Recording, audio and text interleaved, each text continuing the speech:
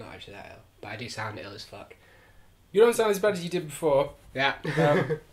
You don't sound your best, and you do there's a lot of sniffing and indigestion and stuff. Yeah. But welcome to One Watch. Tom's ill a bit. Yeah. I sound iller than I actually am. Yeah. I'm fine. You've had coffee. Yeah. This is a One Watch. We talk about things we watched, and we've done it before. Tom's ill. Let's move on to things. Tom, what you watched? So, the only thing I can think that I've watched, really, is Britain's Got Talent. This explains why you're fucking ill. Yeah. So, Britain's Got Talent is a show that's very, very, very, organised. What's the word?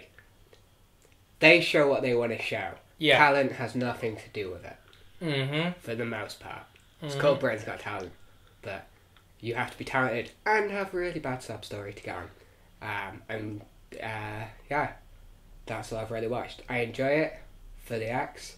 I don't think that it's a good show though. But it's good background. But there's one person on it that I think is worth watching, and I'll probably show you afterwards, depending on your opinion of Lee Evans. If you like Lee Evans, he's worth watching. Okay. This guy called Matt Edwards, and he's basically Lee Evans if Lee Evans did magic. Okay. And that's actually what Ant and Dec compare him to, and I was thinking it before they said it, I was like, exactly that. Okay. Yeah, and he's fun. Okay. That's hopefully he'll win. He won't because he's a magician, but hopefully he'll win. Fair. Yeah. Okay. Do we go with Lee Evans or Britain's Got Talent first? Which one do you want me to give an opinion on or converse about? Go for Britain's Got Talent first. Okay.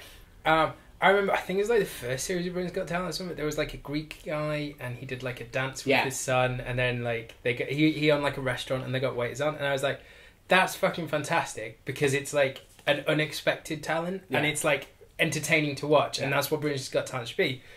But it regularly became fucking singers. Yeah. And it's well, I'm sure they have another show that's singers, and it's always oh, well, you perform in front of the Queen, which I think is such a stupid prize. Yeah. Does that make sense? You get 250 grand and you perform at the Royal Variety Show. I didn't realise it was 250 grand. I thought you just got a bit. So now I understand it.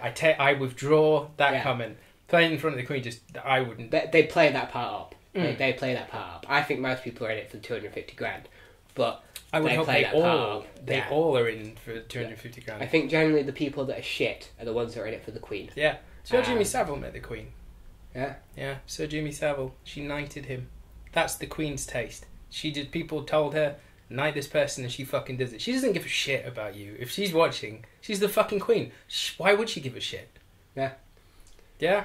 If you do give a shit and you're watching, then we apologise. You don't give a shit. Of 7 or 8 people. If you gave a shit, you would fucking abdicate and you would just dissolve the royal family and make the country richer as a result. Oh, they bring in tourism. No, Buckingham Palace brings in tourism, and you could open that up, charge people to go inside. I'd fucking love to go inside, and we don't need a monarchy. It's fucking stupid. And the idea that someone is born superior to everyone else from all their tenants, etc., because they murdered a bunch of people and hated Catholics 100 years ago and shit, more than 100 years ago actually, is fucking stupid. Yeah. It's fucking stupid.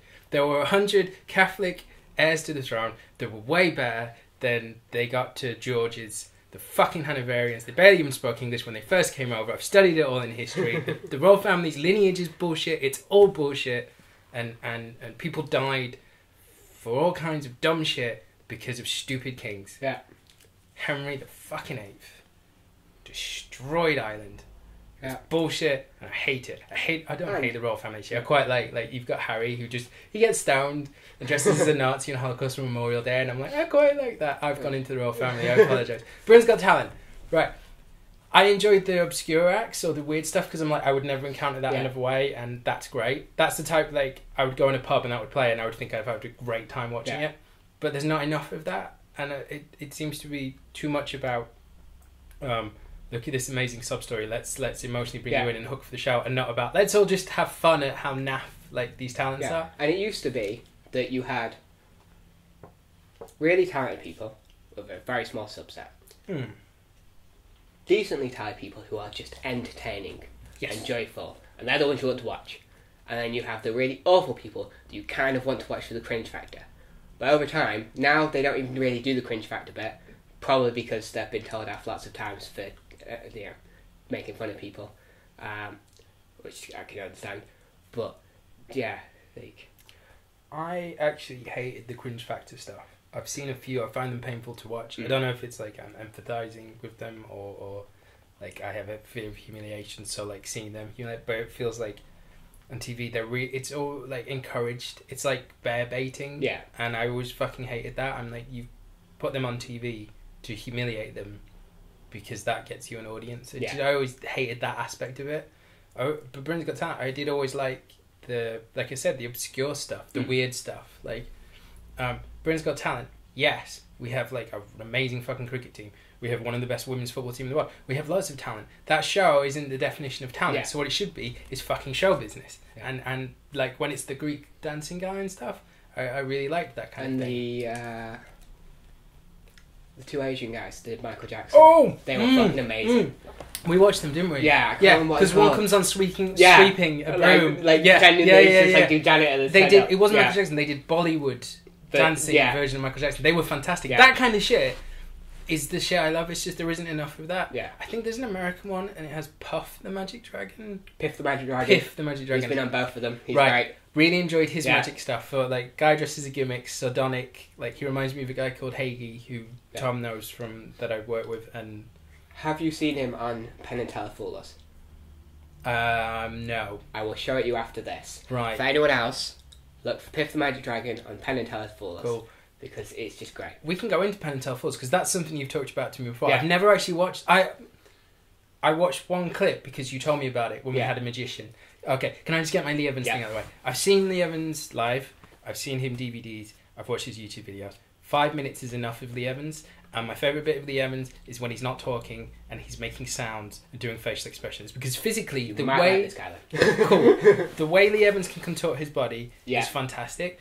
There is a cool film called Fifth Element, which I'm not going to put in the title because I'm going to watch that again because I always remember that exists and it's fucking great.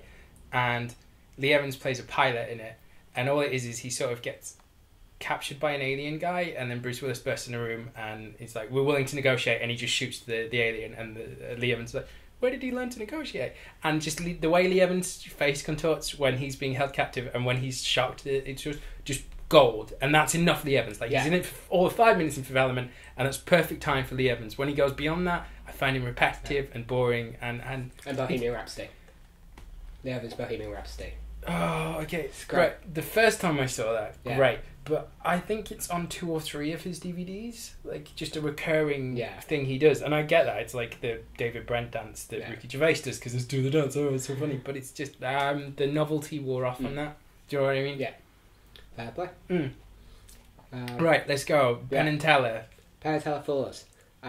It's a show where magicians try to fool Penn and Teller. Yeah. If they win, they get a show on in Las Vegas on the Strip.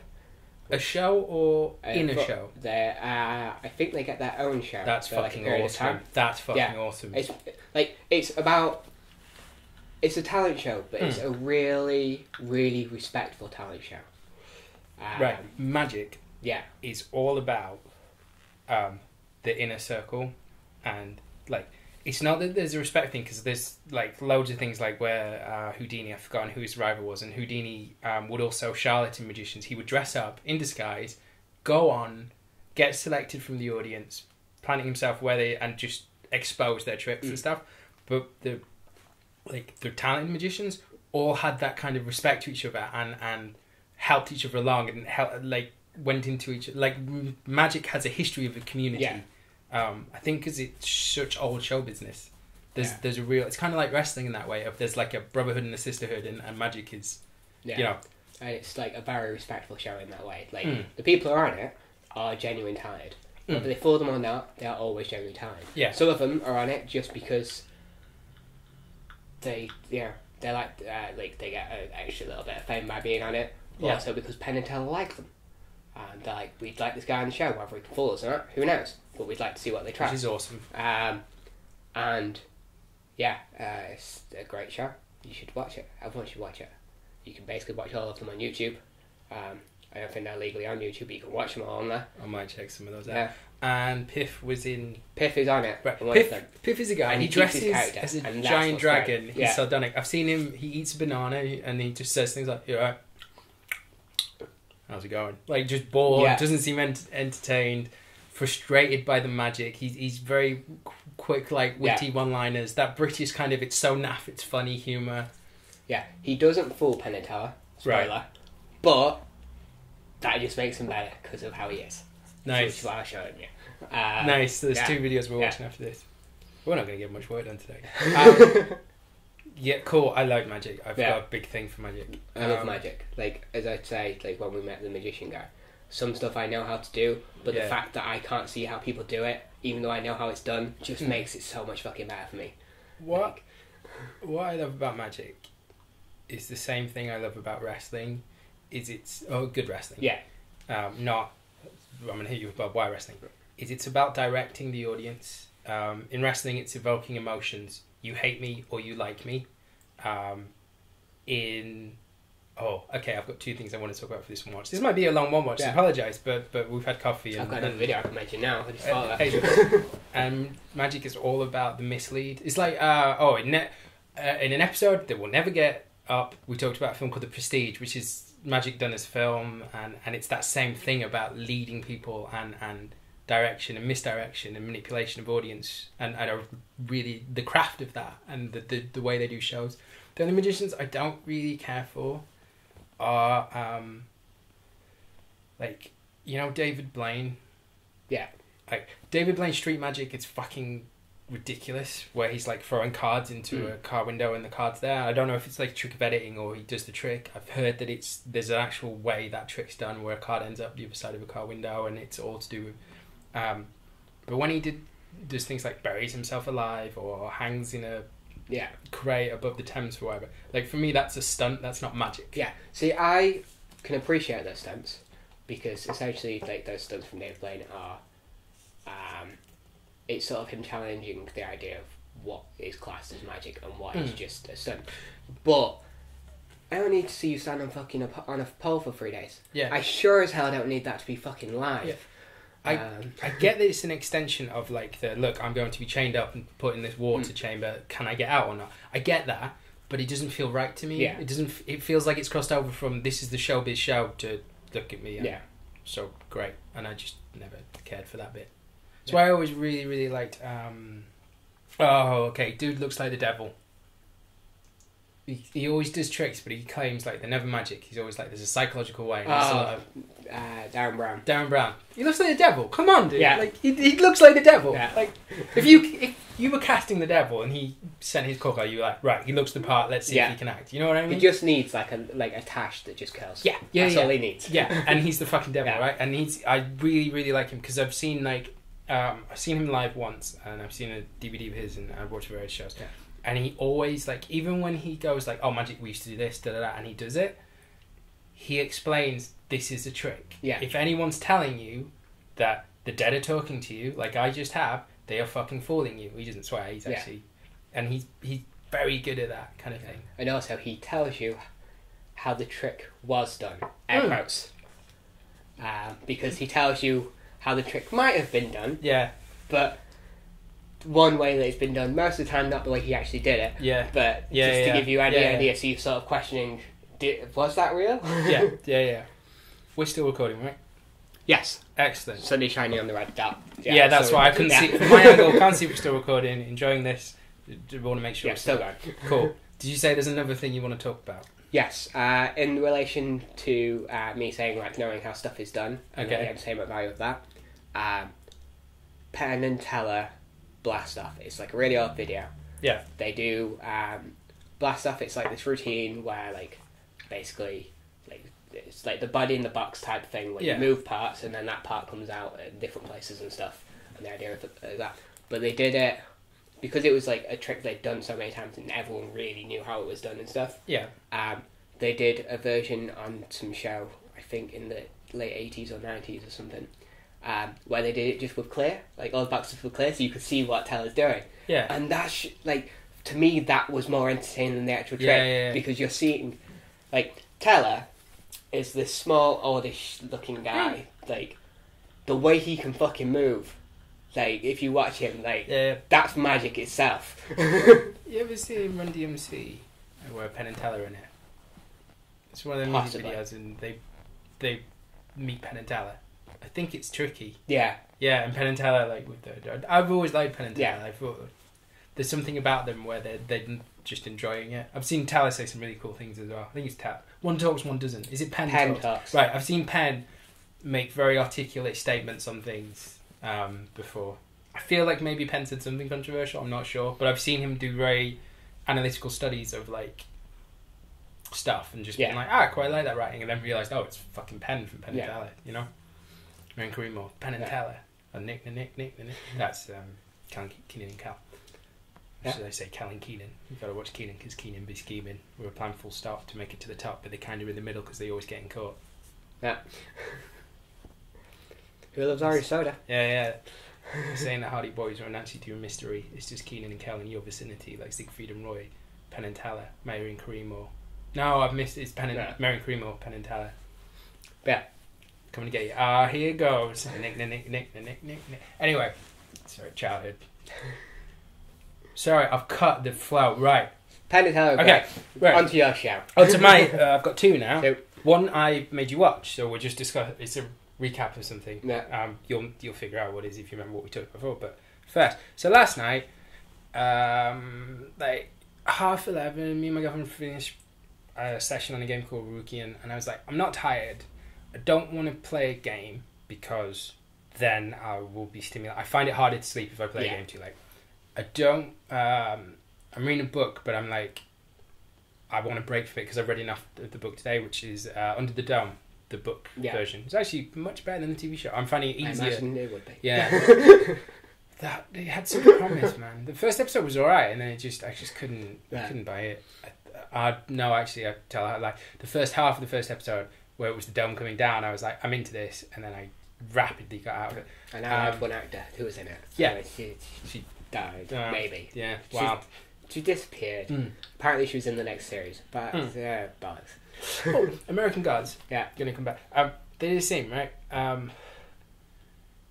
It's a girl calls out of a grave, and then, like, she goes to a house, and her best friend, who she cheated on with her boyfriend, is like, comes in the house and sees her. Her arm's dropped off, and she's like sewing her arm off, and she's holding her stomach like, oh, and her friend like freaks out and hides in the bathroom, and she's like, look, I gotta come in. She goes in and goes, look, I know, like, I'm undead and it's disgusting and stuff. So yeah, she goes, it's gonna get a lot more disgusting now. I really need to use your bathroom, so can you just stop screaming so I can? And then you get a scene of a dead girl and another girl talking about how one of them cheated on, etc. Or one's having a shit and the other one's hiding in a bath. It's fucking brilliant. It was fucking great. I loved it. It wasn't the best episode, but that scene was worth mentioning in one watch, just randomly. Anyway, so the first thing, last night, I'm like, I'll watch, like, a film. Now, you know when you're looking for something simple? Yeah. And you're like, documentaries are out because they're going to make me think.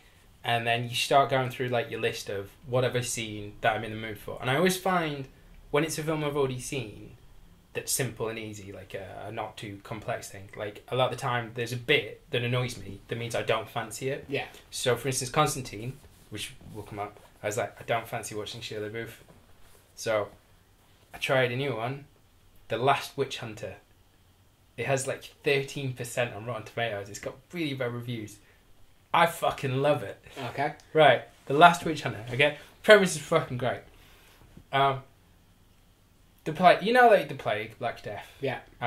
There was rumours it was caused by witches and women were burnt, etc., etc. And there was another, like, it was God's punishment, etc. It was a fucking plague. Yeah.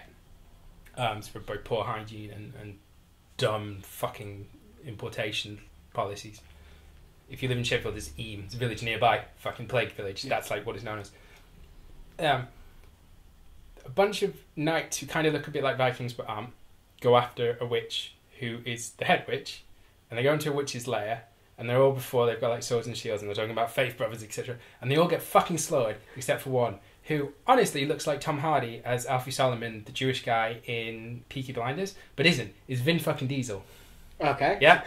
And for some reason, even though she easily slaughters everyone else, she doesn't easily slaughter Vin Diesel, and he ends up with a fiery sword that just sort of bursts into flames, and he stabs her, and then she curses him with eternal life. Right? And the next moment, he's on an airplane, and he's looking out the window, and it's fucking like thundering and lightning and everything else. And he's like, he just says, magic.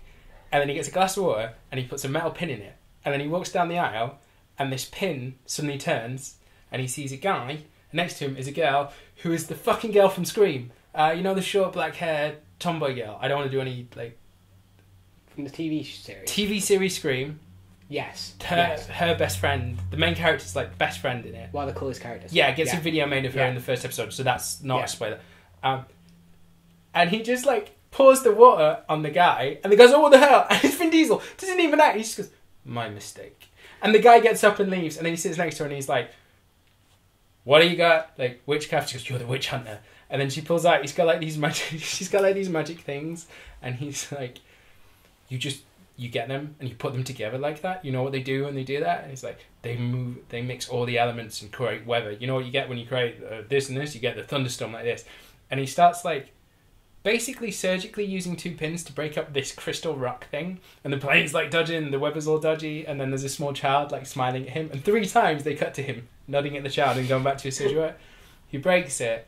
Like the weather goes. And then Valerie is her name in Scream, I think. Is it Valerie? Possibly.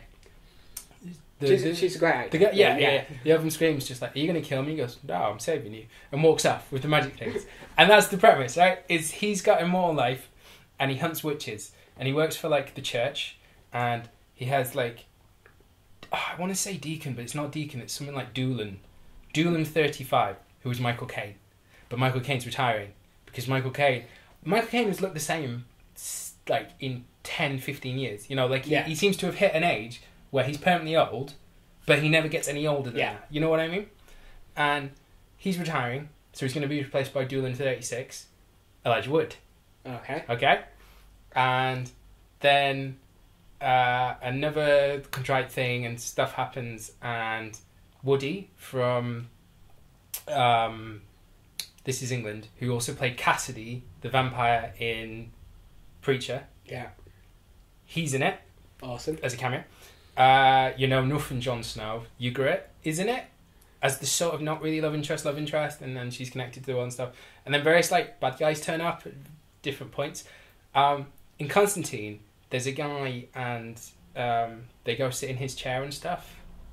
In Constantine, and I think it's the same black like voodoo Haitian guy. I think there's one Haitian actor who they have, and it's fucking brilliant. They go into a bakery, and this girl gets given a cupcake, and he's like, I wouldn't eat that. And then she looks, and it's bugs. And then they're just putting bugs into, like, food and stuff. But there's no, like, guards here. And, like, Vin Diesel's walked in, and then all these fucking butterflies come out of nowhere. And this bad guy turns around, and he's like, oh, fucking witch hunter. Butterflies come. And Vin Diesel just holds a jar, and most of the butterflies land in the jar, but not all of them. And then he puts the top in the jar, and he's like, witchcraft's illegal, da-da-da. He's like, oh, I'm not using it on humans, it's because you're selling it in food. like, it's just the weirdest shit, man. And I was like, there was so much like expository dialogue. It was fucking brilliant. Yeah. There's every character revelation is told to them by someone else, and they just take it. But I thought it was really fucking enjoyable because it reminded me of Constantine. Constantine gets a lot of stick. I love Constantine because it's visually stunning. Like I said, it's got Shia LaBeouf in it, and I just feel funny about the guy. I think it's that plagiarism thing. I always have that, like, it's not that you acted weird, because I'm fine with that. Yeah. It's that you stole a guy's work, passed it off as your own, and then just didn't say sorry. And that's the bit that's always, like, held me back from it's hard for me to respect someone. Yeah. Like, I can understand using your own take on someone's ideas, but to rip off their lines, put them in a short film, and because you're bigger and more famous, assume no one's going to find out. Unless that was an arty thing, and I've just got caught up in that bit. Yeah. But anyway, it's got the constant thing. Visually, it's fucking brilliant. Like, there's the witches do all kinds of weird fucking shit. They're really over elaborate. The head witch just looks ridiculous. She's like covered in green flesh and vines and all kinds of shit. The magic when they use it is ridiculous. There's an old a witch. She's like a young lady, but she's actually old. I've forgotten the actress. She's really good as well. She just cameos in it. There's all these cameos, and all the characters look really, really elaborate. It's just the story is just tosh. Yeah. But that kind of works because I was looking for simple. Well, as soon as you said it was Vin Diesel in it, I was like, it's got to be fun. Like I've never seen a Vin Diesel film that, whether it's good or bad, that isn't at least fun. Yes. Apologies, I'm taking the lid off my coffee because it's making the clicky noise. Yeah, I really like Vin Diesel. I find Vin Diesel, like, occasionally he surprises you, like in Pitch Black. Yeah. Where he's like, because he's the psycho, not main good guy, he can be that kind of... But then that's a good film. It's a fucking great film. No, I'm not... And that's why. Yeah. He can act in good films. Yeah, but he can be fun in bad films. I didn't care for Chronicles of Riddick. I did actually think Riddick was a step in the right direction, though. Have you seen Riddick? The third one? No. Oh, it's pretty cool. He goes back... He basically ends up on a planet that I think is meant to be the Pitch Black planet, and like various people try and hunt him, and you shouldn't be hunting Riddick because he's a serial killer that can see in the dark. I'm going to ignore Chronicles of Riddick. He's not fucking Space Jesus. But anyway, but Vin Diesel, even in bad films, there's something very likable about Vin Diesel. Do you know what I mean? Like he just, you feel like he's trying, and you feel like he has his range and he uses it, but it isn't just like. He never look. Have you ever seen films with like some of the Bond where Sean Connery just seems bored? Yeah. And Sean Connery, like, he's never putting on an accent. He's very much similar character every time, but he just kind of seems bored doing it. Or Nick Cage when he just does not give a fuck. Like, it's not like that with Vin Diesel. I feel like I can always watch Vin Diesel on screen. So Last Witch Hunter, like, I'm behind the Witch Hunter. Do you know what I mean? Yeah. And it helped that they filled it with so much bullshit and other characters that were just so one-dimensional. There was just like, there were like heel turns and twists that just come out of fucking nowhere, and it's just a character says something and suddenly they're a bad guy now or they're a good guy now. Do you know what I mean? Yeah. And there's this whole thing about the plague is caused by plague flies, but they don't kill you, they just make you seem dead, but after 2 days they will kill you unless you kill the witch that cast the spell. So it's like, so that's a really delayed way of killing someone. Yeah. And they're like, they did it to get information. I was like, well, what if he doesn't give it up in 2 days? It's like, well, this fly breaks your spirit. I was like, oh, look at you saying all this and covering every angle. Look at you in dialogue. Don't show me, just cover it. And it's really simple. And I think if I did go and then watch the trailer, I think the trailer missells it as a more serious, edgy thing. It's not. Like, it's like PG-13 safe. There's no fucking swearing. There's no language. Complex human emotions are reduced to a character says something and then they get on with it. But that's what's fun about it. Do you know what I mean? It was simple and it was fun and it was just like a ton of shit happened. Most of it didn't make sense. It didn't have to, because in the end you're going to get the witch hunter fighting a witch. Yeah. You know? It was that kind of thing. And it worked. Like, I didn't watch the last 20 minutes. I went to bed. I was like, I'm tired enough. I actually want to finish this. So I finished it this morning. But I was like, job done. Like, it was a nice, simple way of just chilling me out before bed. Really enjoyed it. The Last Witch Hunter. Apparently there's going to be a sequel in 2018. Nice. But it's like, it's really low rated, and I saw reviews, because when I like a film I then go and read reviews and stuff, and it was, it's plodding, it's grim, it's da-da-da. It's like, it is all those things, but that's why it works, is what it is. Like don't go looking for a great film. Go in there just looking for a nice simple watch that's going to entertain you, and it's fucking entertaining. Perfect. Yeah. Which, in fairness, is all you really need from a film. Like, that's the baseline for a film. It's a bit long, it's 2.5 hours. But sorry, carry on. The baseline for a film is it's entertaining. That's what you need. If you then want to do something that's way more interesting or way more deep, that's cool. But it's films that are not entertaining that are really shit films.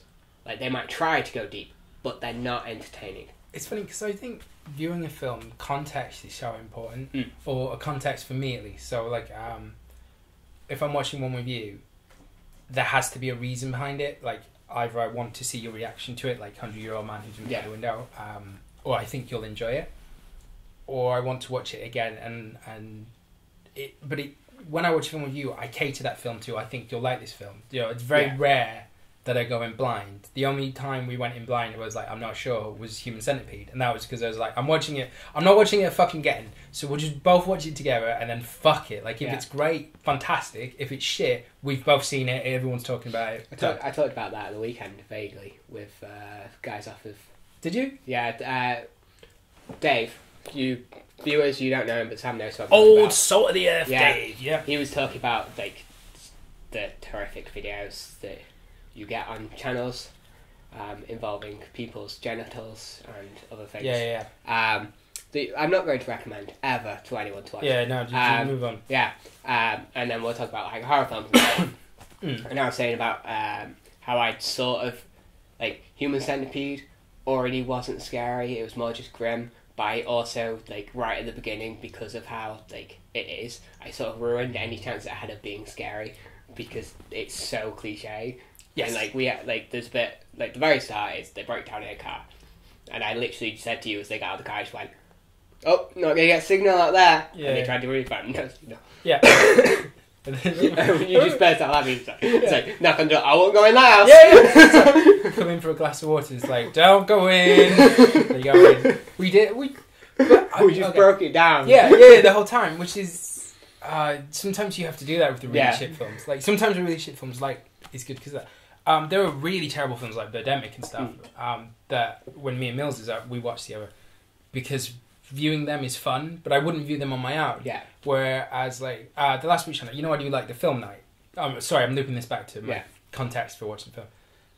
We do film night. I would never take a film like Last Witch Hunter to film night unless we were going to tear it apart, and I thought we'd all enjoy that as a group.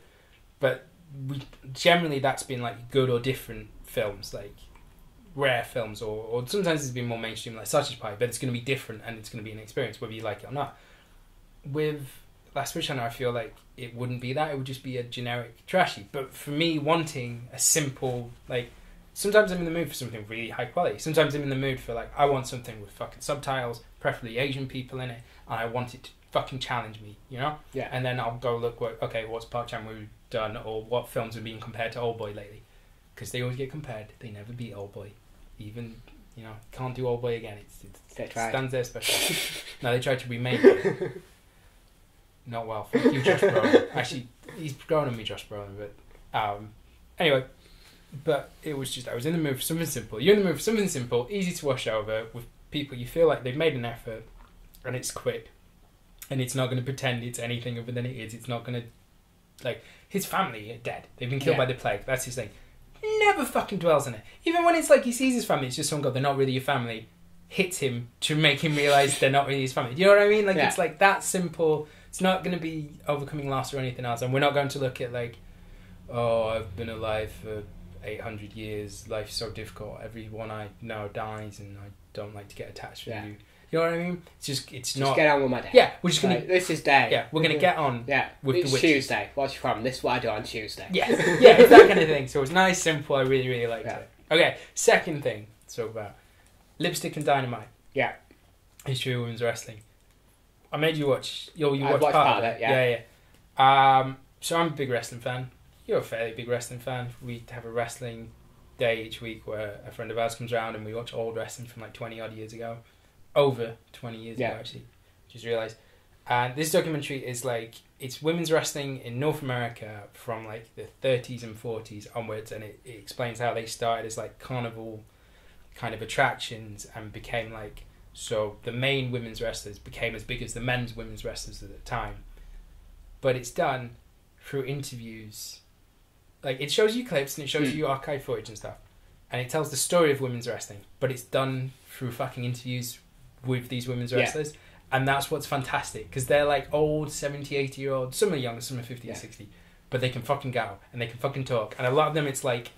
There's one name, the Fabulous Moolah, who, if you read like the historiography of women's wrestling, it's Moolah came along and she invented women's wrestling and that, and all these other women were there, and some of them were better than her or as good as her, or just didn't have what she had, which was a boyfriend who was very into it, and then a monopoly, because Moolah basically became like a pimp to women's wrestlers. She was like, if you don't work for me and you don't pay me like 40% of your fucking wage, in some cases 50%, you're not going to work these towns, you're not going to have a career.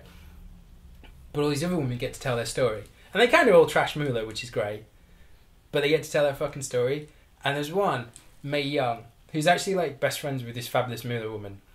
But I love Mae Young. Because when Moolah's like, if you watch it, Moolah always talks about like, I was the champion for 30 years. It's like, nah, it's a vague title that like was given to you. And I was this, and you know, I did that, and I had this fight, and I did this, and da-da-da. And that didn't really happen, and she's a bitch, and whatever.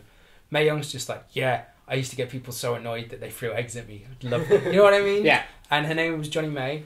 And one woman was talking about like she met Johnny May, and the first thing she says, "Hey, fuckface." Yeah. And was like saying like Mae Young like had men's like zip up pants and just was like acted like a guy and smoked a cigar and stuff, and she was just like, women didn't do that in those days, and she was like the forefront of it. I was like, I fucking love this. I love watching like, and there's one woman, she went on, she got out of wrestling, she became a lion tamer. It's just like the stories are fantastic because it's these live interviews, and the interviewer or the documentarian obviously really enjoys women's wrestling. Like there's a joy and a kind of a soul and like what the bits I saw anyway, it feels more honest. Yes. Like it doesn't feel like there's like it's one of those documentaries that doesn't feel like it's got an angle. It's just this is what they say happened. Yeah. Like this is from the opinions of everyone, and they go to all the different people. They don't go, this person was right and this person is a cunt. They go, this is what they said. Yeah, and they don't then, like, the footage isn't proof that she was with dramatic music. The inserts are like they have a film Racket Girls, which was in the I think 60s, might have been 50s, and a couple of women's wrestlers who were interviewed are in that because it was to do with like a noir about women's wrestling, or a sleazy wrestling promoter, and he owned women's wrestling. So 2 women's wrestlers were in it and stuff, and it's like that's showing you what wrestling was perceived at the main time, and it shows you clips of like guys saying like, these girls will kick your ass nowadays, women are doing this, da da da da, and all those kind of things, and interviews where they went on panel shows and that, and it really like it makes you feel like you're going through the history as their world was at the time. And then the interviews is just, it's a lot of fun because it's just these women just get to talk, and they're not, I think they are, it's clear that they didn't put the questions in, but they must have all been asked certain set questions because they talk about similar things. Yeah. But they get on with it, you know what I mean? And it's fascinating, and it changes like how women's wrestling should be, or the historiography of women's wrestling should be, because it isn't Moolah had this monopoly and she was this great. She was a horrible person actually, but these other women were like, they were all fucking pioneers and they were fantastic at it, and they show you clips of matches. They did a great fucking job, you know? I'd say that some of those matches, like the bits I saw, looked like they were better than most of the men's matches. Yeah. Like, I know that documentary's good because I watched it with you, or I was watching it and you came and you watched bits of it with me. And then I showed it Sarah that night, and I didn't get bored either time. 2 viewings in a day, and I didn't get bored. And Sarah got really into it. My girlfriend Sarah got really, really into it as well. And I was like, I think you'll enjoy it. And with enjoyment, she's into it. And then the same woman that I was like, oh, look at that, look at that girl, she's fucking great. You know, we're like the same. Yeah. And it's just really cool. I really, really enjoyed it. Lipstick and Dynamite. It's a great fucking documentary. Have to buy it though. Yeah. Couldn't even find a stream of it. Had to buy it on Vimeo for like £6. Worth it. Absolutely worth the money. Great documentary. Yeah. Right, we're done. Yep. Got lots of clips to watch now. Yeah. Right, thanks for listening. Watch Piff the Magic Dragon. Watch The Last Witch Hunter. Watch clips from Britain's Got Talent, but not Britain's Got Talent itself. Yeah. And watch Lipstick and Dynamite. Yeah. And goodbye Queen. We don't. Yeah. Fuck the Queen. I said it. Fuck the Queen. Yeah. No, literally. I'm sure she's a nice person, actually. It's not her as a person, it's what she represents that I have trouble with. Yeah, so that's it. Hopefully this video won't be taken down and we won't be attacked by the secret police. Yeah, bye! Bye!